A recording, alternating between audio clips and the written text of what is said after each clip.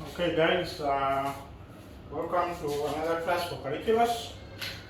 So today we are going to be talking about the second derivative test and concavity of functions, concave up, concave down, and also making use of the second derivative test to determine if a point is a maxima or a minima. So I will start with I'll say what something is called concavity. Concavity or concave comes from concave, concave up, concave down. Now, I'll start by saying that even when two functions are both increasing, even when two functions are both increasing on a given interval,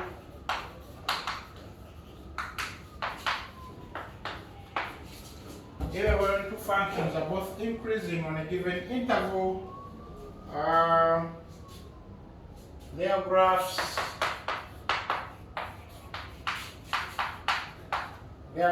can be very different. Can be very different. Another example is if I say this is x, this is y, we can have a function which is like this, and maybe this is point A, this is point B. So this is an increasing function on the interval AB, and then we can also have something similar, and so this is x, this is y, and then you can also have an increasing function of this form. Now, still the function is increasing, and then this is point A, this is point B. So you can basically see what we mean. And we say this is our y is equal to f of x. This is also our y is equal to f of x. Now,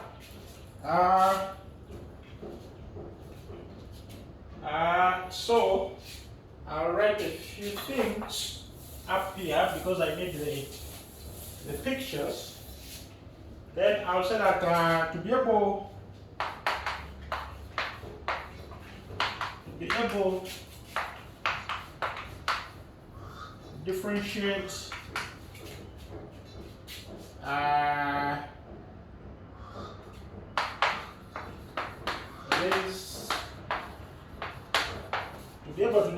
these two cases, we consider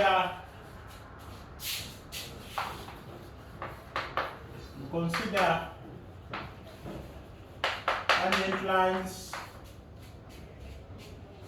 drawn to the two graphs.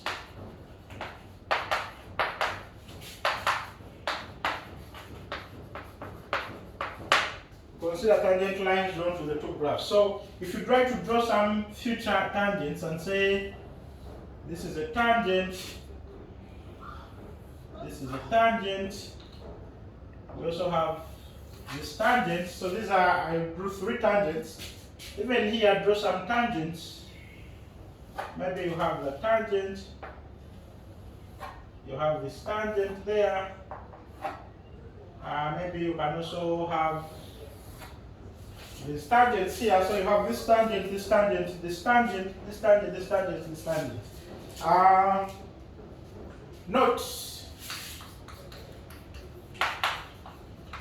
Note that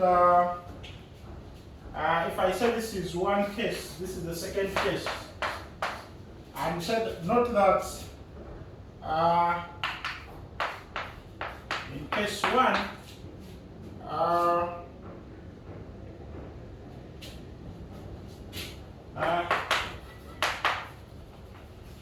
the tangent lines lie below. Here the tangent lines lie below the graph of f, whereas in 2,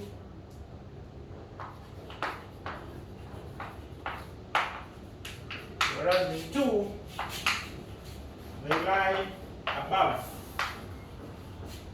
the graph of f.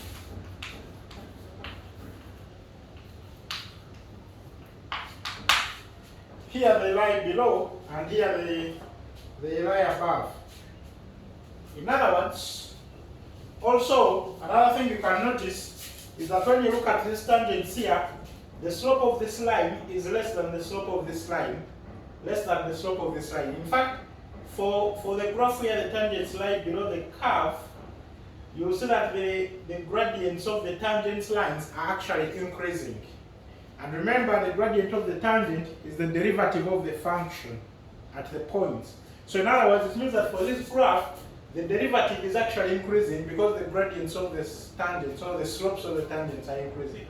When you look at here, the slope of this line is bigger than the slope of this line, which is bigger than the slope of this line. So in other words, here as you increase x, the slopes of the tangents decrease, which means that the derivative of the function is decreasing.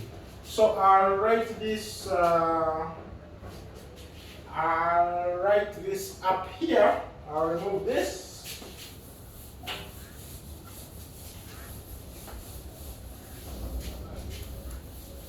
And then I'll say that in other words,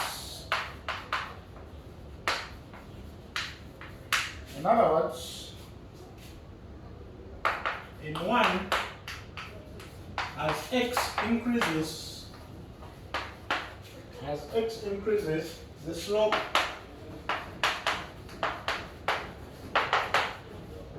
of the tangent lines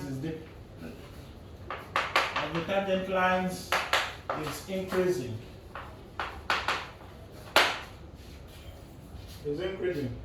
In brackets,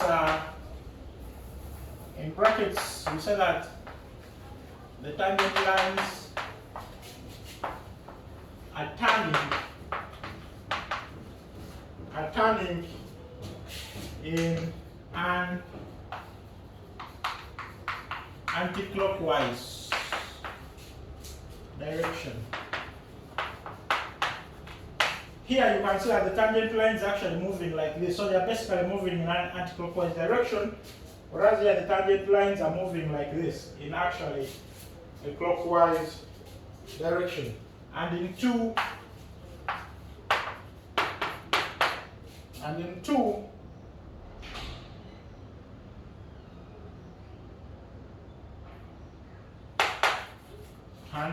the slope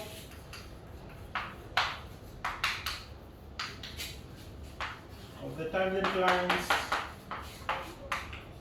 is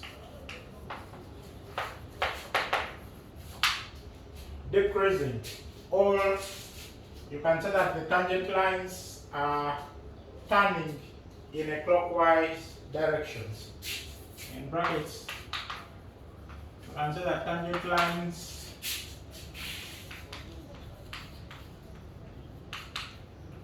are turning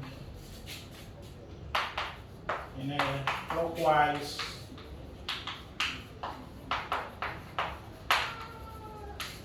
direction. Now, in fact, I'll tell you that this is an example of a function which is concave upwards. This is an example of a function that is concave downwards. So I'll basically write this.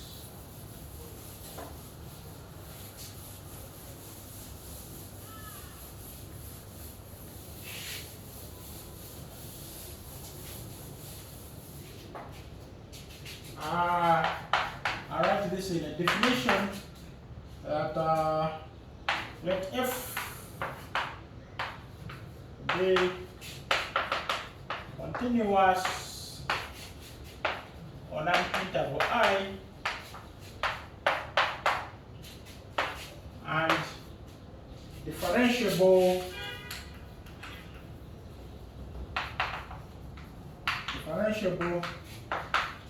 in the interior of I. So for example, here we said that you have a closed interval AB, whereas here you have an open interval AB. That's basically what we say. And we say that the graph of f is said to be that one is concave up on I if f prime of x is an increasing function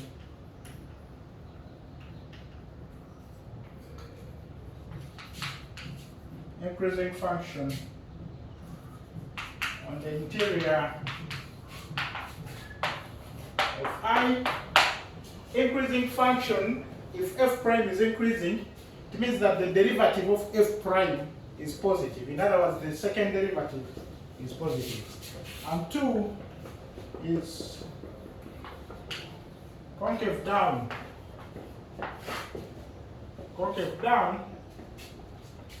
on I if f prime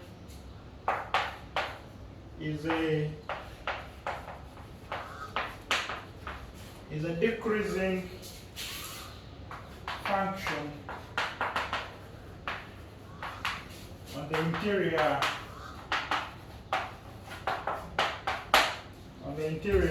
of I.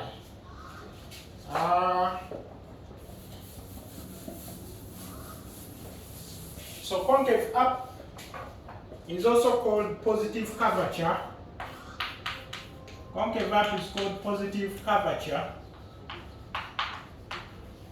whereas concave down is called negative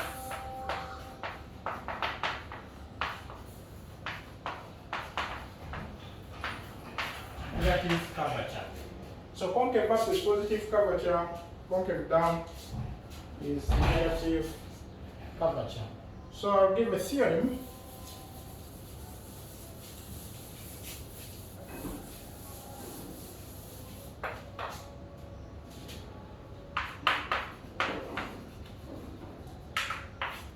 Let me call this theorem star and say, because we shall refer to it, and say let f be continuous on I and twice differentiable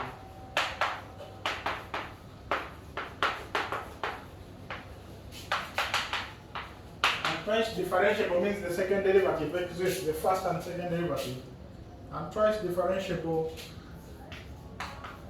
on the interior of I. On the interior of I, then the graph of f is 1 is concave up on I if the second derivative is greater than 0 for all x in the interior of I. F double prime greater than 0 means that the first derivative is increasing, because this is now the derivative of the first derivative. So when we say the first derivative is increasing, it means that the derivative of the first derivative, which is in this case the second derivative, is positive. And 2 is concave down on I if f double prime of x is less than 0 for all x in the interior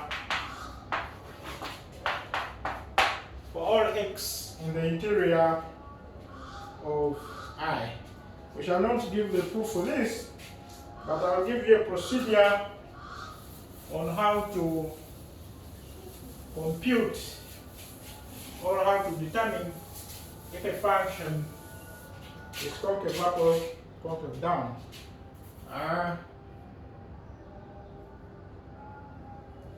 Note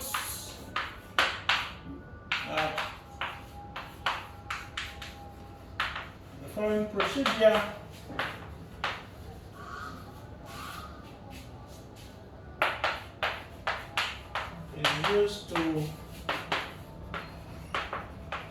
is used to determine intervals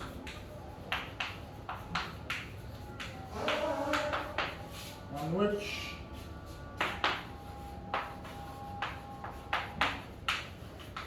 the graph of f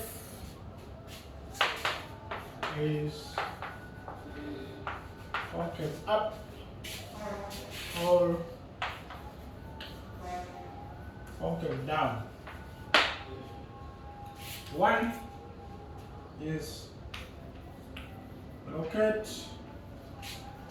all numbers C for which f double prime of C is equal to 0 or fails to exist. 2 subdivide the domain of f into smaller intervals using the numbers determined in 1.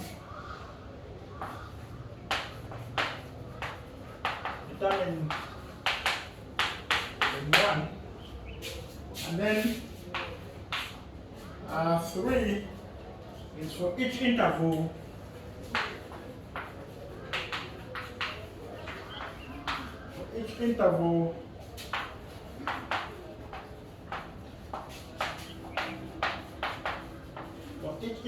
determine whether f is concave up. I'll tell you this, f double prime of x greater than 0, all concave down,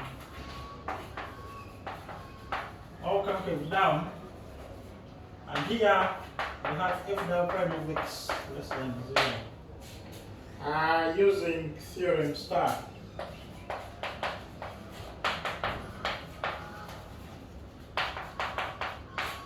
Basically, theorem star just gave you these conditions. And then I'll give another definition.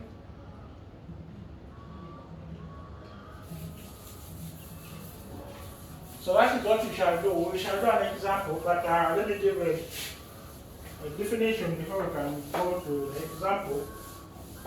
And I'll say we have a definition which says that a point P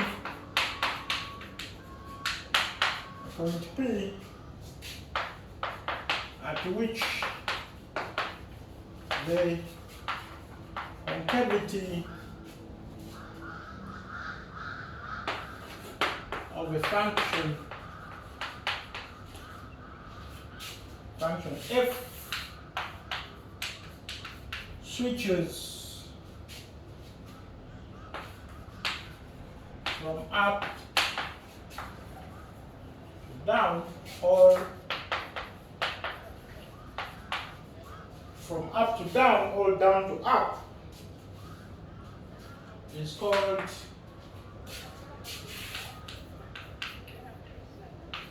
an inflection point for the function. It's called an inflection point for the function. So if the function for some interval is concave up and then for the another interval is concave down, then we say that the point at which the concavity changes is an inflection point.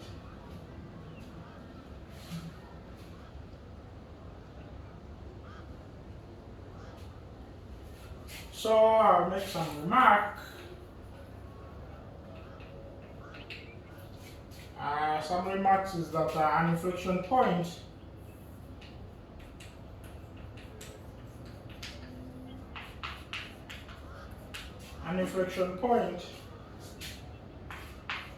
can also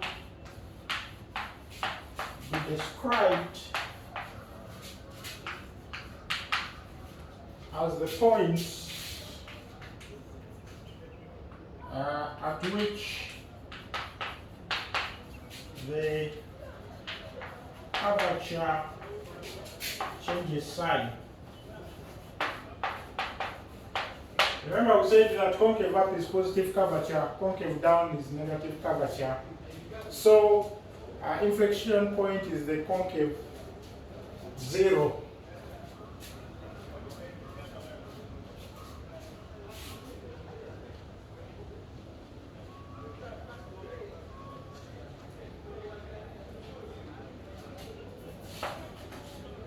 Or the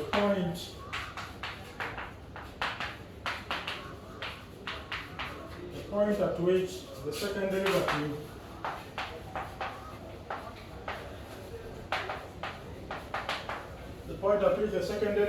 changes sign.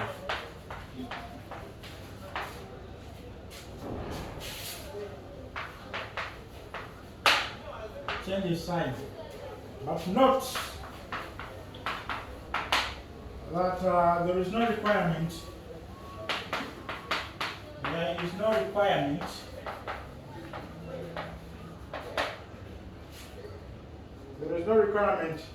that f double prime of p is equal to 0. So there is no requirement that for as the inflection point, the second derivative should be 0.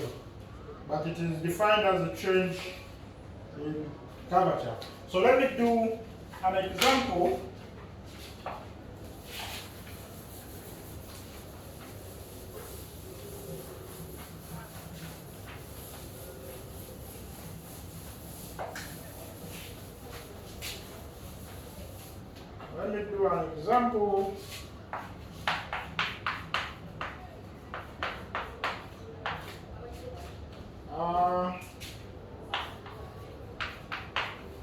Consider the graph of f of x is equal to cosine of x, or the interval 0 to 2 pi. So if you made a sketch here, if I say this is x, in fact since we are working 0 to 2 pi, I don't need a negative part that is big, so so this is x, this is y, so it usually starts like this. So the graph usually looks a bit like that. X. Now I'll say that this point here is 2 pi. This point here is pi. This point here is of course pi by 2. This point here is 3 pi by 2. 3 pi by 2. And then this is y is equal to cosine of x. Now, we want to determine intervals for which the function is concave up, concave down. Obviously, between pi by 2 to 3 pi by 2, we can say the function is concave up because it's obvious there. But let us use the formal procedure. Now, remember if we are talking about concavity, we need to find the second derivative. So we first find the first derivative. This is negative sine x. And then the second derivative is negative cosine of x. And remember, we need to find the number c for which the second derivative is equal to 0. F double prime of x is equal to 0. Implies that negative cos x is equal to 0. So which implies that x, actually this negative, this is going to be on the interval 0 to 2 pi, this is going to be at pi by 2, and then a 3 pi by 2. Those are the points at which cos of x is going to be 0. And we can say that there is no point at which this is a continuous function everywhere, so there is no point at which f double prime of x fails to exist. Otherwise, if there was a point where the second derivative does not exist, we'll have to add it to these points when we are breaking up the interval. And now, so we are going to break up the interval 0 to 2 pi using this. So we are basically going to look at this point 0 to pi by 2, pi by 2 to 3 pi by 2, and then 3 pi by 2 to 2 pi. So the intervals are 0 to pi by 2, and then pi by 2 to 3 pi by 2. In fact, maybe I'll just do this because and then 3 pi by 2 to 2 pi. Those are three intervals we are going to look at. And now what you're going to do, you're going to be picking a point in these intervals and substituting in the second derivative. When the second derivative is positive, then you have a concave up. When the second derivative is negative, you have a concave down. When the second derivative is 0, then you cannot make a conclusion for that. But remember, the second derivative is 0 only at the point you have already formed. So that will not happen in these intervals. So I'll write here and say, from this point, let us choose pi by 4. So f double prime of pi by 4, this is going to be negative cos of pi by 4, which is a negative cosine of pi by 4, which is a minus root 2 over 2. So this is negative, and because it's negative, it means that the function is concave down on this interval. So in this interval, the function is concave down. When I go to this interval, I can choose the point pi, and I'll tell you that this one is concave up already, so the second derivative should be positive. So f double prime of pi is equal to minus cosine of pi, which is, so this is concave up from pi by 2 to 3 pi by 2, whereas here this is going to be concave down. So I'll say f double prime of, we can choose a number here, so let us choose pi, 3 pi by 2, 7 pi by 4. 7 pi by 4, and then when you do this, you'll find that this is negative cosine of 7 pi by 4, and this is less than 0. So the function is going to be concave down on this interval and on this interval, and then concave up on this interval. So you need to write that. Now, also, from here, 0 to pi by 2, we have concave down, whereas from pi by 2 to 3 pi by 2, it is concave up. So it means that the function is changing concavity at a point, at this point. You have concave down, concave up. Also at this point, we have concave up and then concave down. So it means that pi by 2 and 3 pi by 2 are also called inflection points because the function changes concavity at those points from up to down, from down to up. So you should also be able to note that. Another example maybe I can give, let me do one more example here.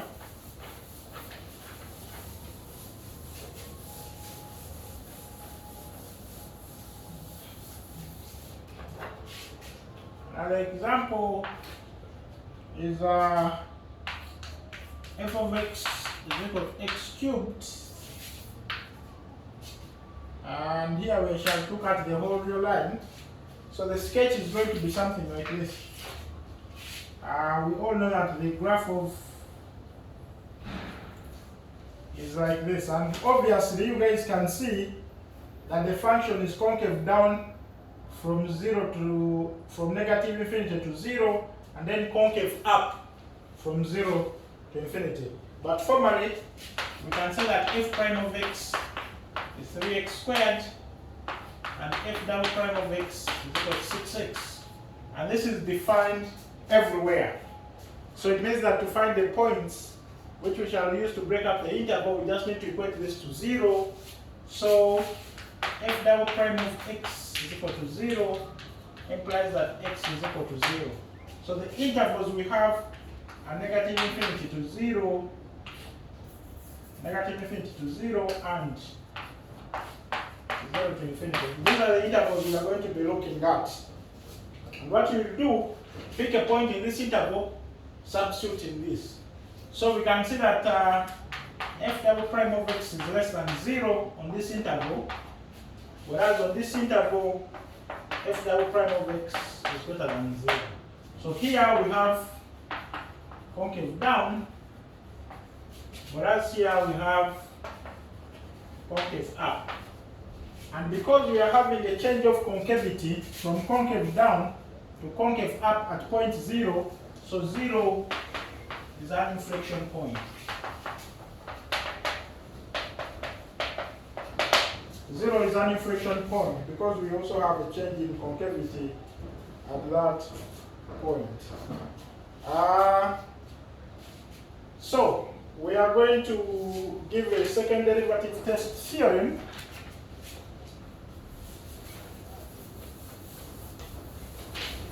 which you can also use this to determine maxima and minima. So we have a theorem, and this theorem is what we call the second derivative test.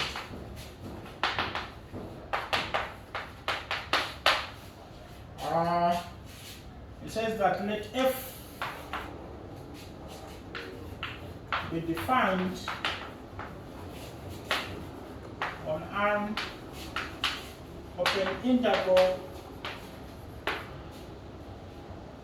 containing a point P, containing a point P, and we say that suppose f prime of P is equal to 0 and f double prime of P exists. This is a critical number. Now 1, we are saying that if f double prime of P is less than 0, then f of P is a relative maximum. Is a relative maximum. And 2, if the second derivative at P is greater than 0, then f of P is a relative minimum.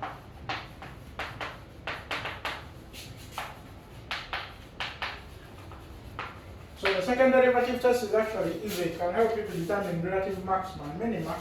And then 3, if f double prime of P is equal to 0, there is no conclusion. It means that you cannot now use the second derivative test to determine whether this is the maxima or in the minima. So if the second derivative at a point is 0, then you cannot use this test to determine maxima and minima. You can use other methods. So let me give some exercises for you guys to try.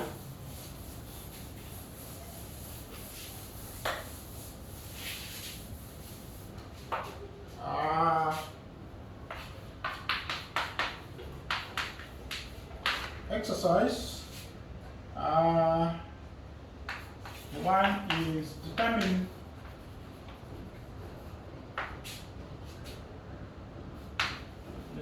the interval on which the graph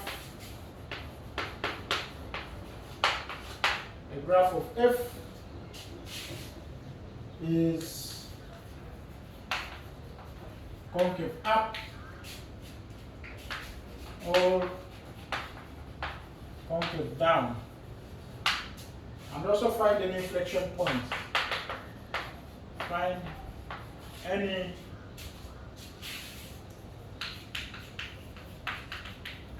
inflection points. Part A. So the domain here is the whole real line.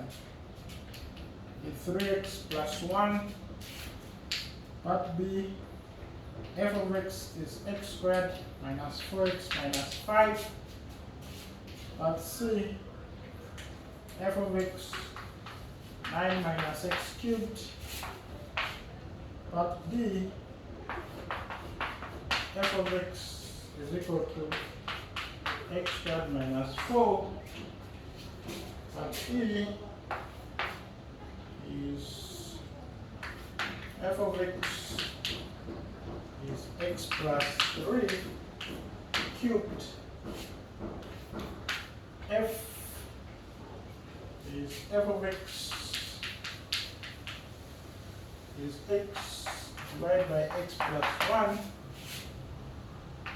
G, f of x is 2x cubed minus 3x squared plus 18x minus 12. H is f of x is x power 4 plus 2x cubed minus 36x squared plus 24x minus 6, and I is f of x is equal to 3x power 5 minus 25 x power 4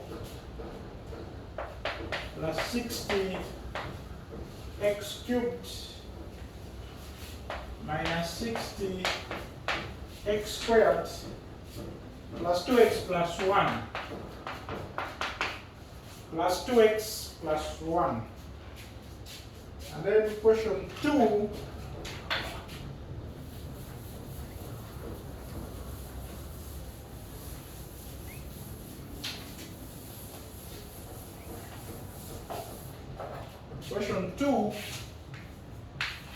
says that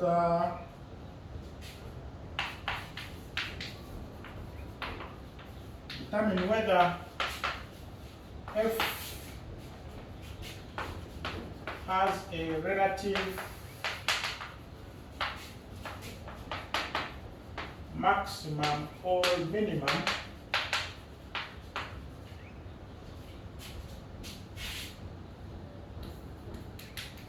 at the given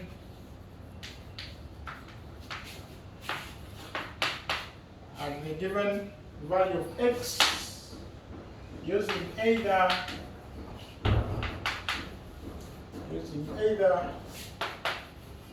the first or second derivative test. Using either the first or second derivative test. So here the function is f of x is equal to sine squared x at the point x is equal to pi by 2. B is f of x is x power 4 minus 4x cubed minus 48x squared plus 24x plus 20 at x is equal to 4. And part C is f of x is x power 4 minus 4x cubed plus 6x squared minus 4x at x is equal to 1. Then finally,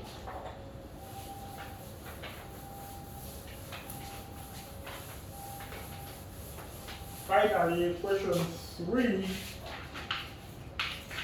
is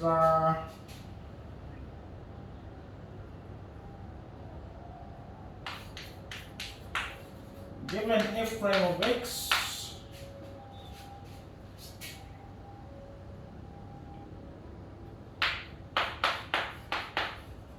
determine if f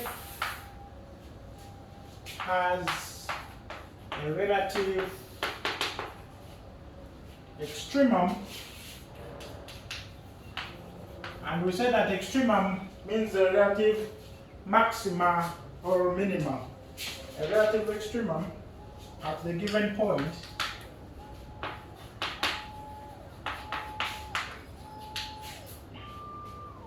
using either the first or second derivative test. So part A, we have f prime of x is x minus 1 out of x plus 1 at x is equal to 1. At B, f prime of x is x minus 1 into x plus 2 at x is equal to negative 2. And part C is f prime of x is equal to x minus 2 all cubed into x plus 1 at x is equal to 2.